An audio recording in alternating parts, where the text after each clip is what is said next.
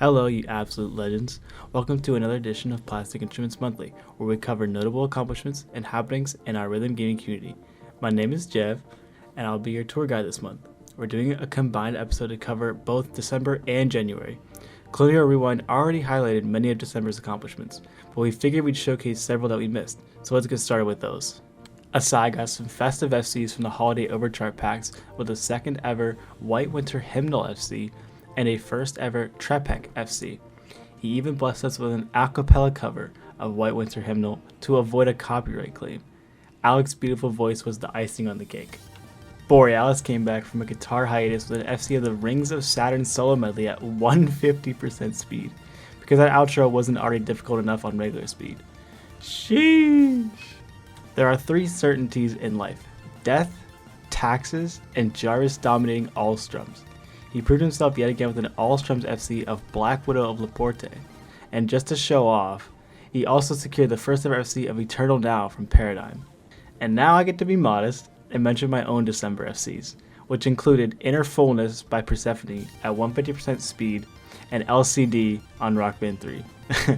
Nuno thinks I'm a masochist for that one.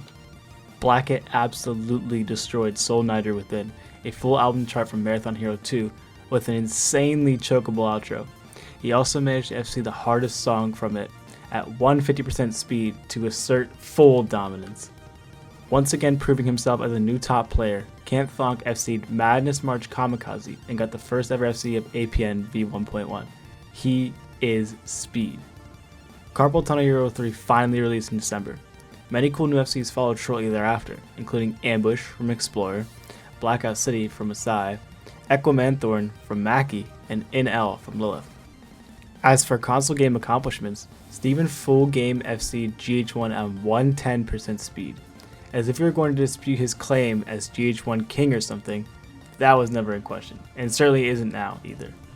Mad Gamer FC'd an absurd DJ Hero custom called Daisy Cutter, which he calls his new best FC. Thanks for being our token DJ Hero player and raising the bar for a community that seems about as active as the 6 Fret community. Please give us more DJ Hero and 6 Fret content, by the way. We love variety.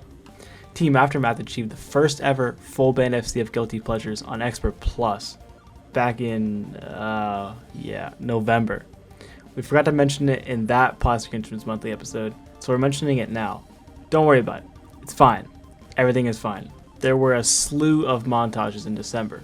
Spunky, Mackie, Explorer, Dawson, The Kitchen, Lean, Bimini, The Hornswoggler, Fog Saturate, Ozwalks, Conjay, Oscaris, Mechon, Andromeda, Nuno, and yours truly. Your homework is to watch all of them. Failure to do so will result in an incomplete on your report card. And believe it or not, there were other chart releases aside from CTH3. CSC had a summer and winter themed monthly pack, and WCC had an explicit themed pack. Better wear headphones for that one. Nuno released another holiday overchart pack, but nobody cares about that. The joke here is that Nuno is actually writing the script that I'm reading, so he's being meta about it. I secretly care about the pack. Or, do I? Plastaris Anonymous Hero also came out in December. It's a hodgepodge of a setlist assembled by Gamo and friends. That gives you a pretty good idea of what to expect.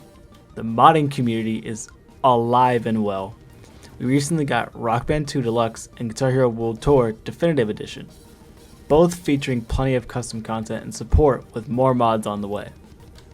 In the competitive scene, we saw the conclusion of another season of the Custom Song Central Championship Series. Miscellany placed 4th, Joel D placed 3rd, Tech Boy placed 2nd, and Lilith took it all in an epic tiebreak in the grand finals.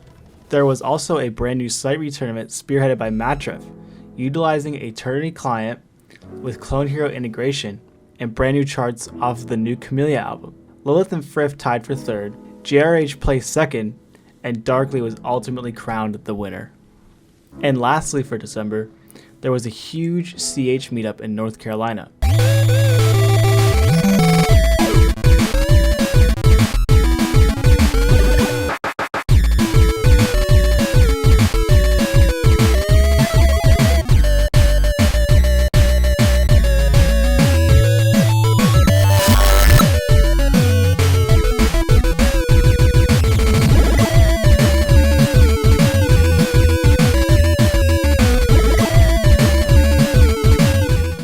check out the highlights in Jared's vlog, including Frank seeing Message to Blue at 150% speed. I guess that's what happens when it's 1 of 2 seconds you play when you boot up the game. And now, onto January's accomplishments. But first, we should address the elephant in the room. On January 13th, Schmooey was exposed as a cheater by Ghost, Jobu, and Jared. Further investigation revealed that nearly all of his videos were faked over the past 2 to 3 years through means of speed hacking, splicing, and other methods.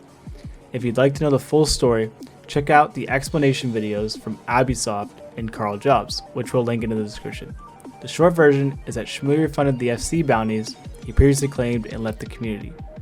After some initial shock, the community responded with the mantra of "We will rebuild." There are plenty of FC that only Schmooey claimed to have. Now that those videos were revealed as fake, top players took matters into their own hands and started legitimately obtaining previously faked FCs. Jarvis kicked things off by FCing Brown Recluse to complete the Eagleist Community Tech FC. Randy FC'd Afterlife at 265% speed, reclaiming his throne as the king of speed-up FCs. Asai FC'd Empty Bed, which was a chart made by Schmooey himself. Canthonk FC'd Inverted 3, which he'd been grinding for a few months already. I guess the fact that there's a new possibility of a first ever was a strong motivator for most players. It made them even hungrier than before. Ian seemed to be the most motivated player throughout January though. He obtained the second ever FCs of Solus 6 and the Crazy CH song, as well as the first ever Keystone FC and first ever Star Maker Solo Medley Tech FC. Is there literally any section that this kid cannot hit? Damn!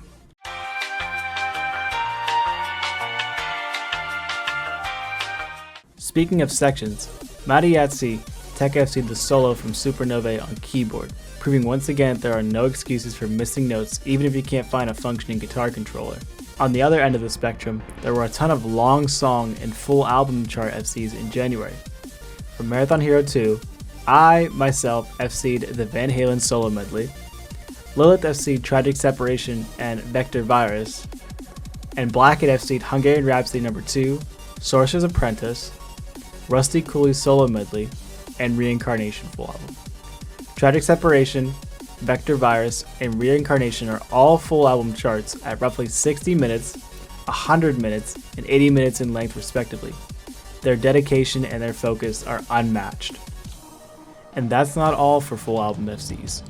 Henry FC'd For the Love of Art in the Making, Matriv FC'd Catch 33, and Joel FC'd Doppelganger, clocking in at 38 minutes, 47 minutes, and 45 minutes respectively.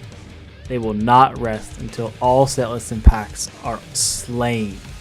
After all those long song FCs, it's time for a quick fire news roundup.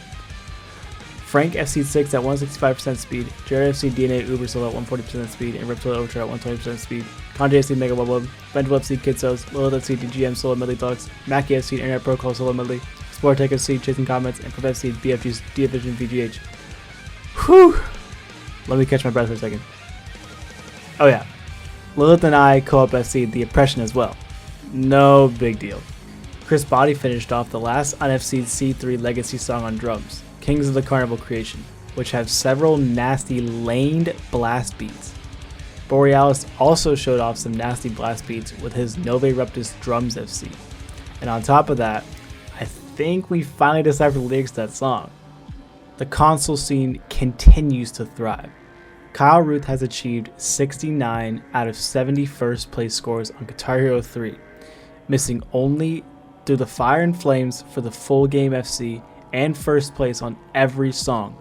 He holds first place on GH3 overall and recently beat Ape the Hippie's 1 FC score, which previously stood first place for over 12 years. Long live the new GH3 King. There was another obligatory DJ Hero accomplishment in January.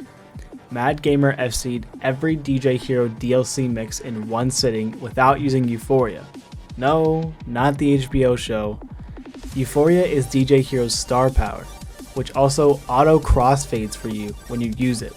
Mad Gamer is just simply too good to rely on Euphoria. And in case you didn't get enough in December, there are more montages in January. Check out these compilations from Dasu, Frank, Laid to Rest, Glitched Goat, Bib GH, Archwick, Jobu, and the Hornswoggler.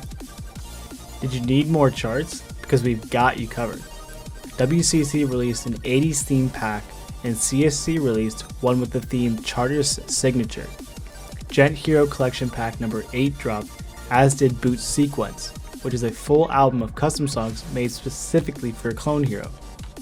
A new Guitar Hero clone is in development under the moniker Guitar Classic. It strives to be a spiritual successor to Guitar Hero 1 and 2, but with custom support and an online marketplace for musicians to sell their music. And finally, Frif organized and broadcasted the first episodes of the World Clone Hero Federation, or WCHF.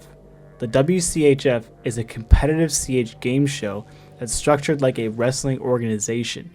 In fact, the next show is scheduled on February 10th, with the main event featuring Darkly vs. Ian. Be there, as these two players in one setting are must-see television.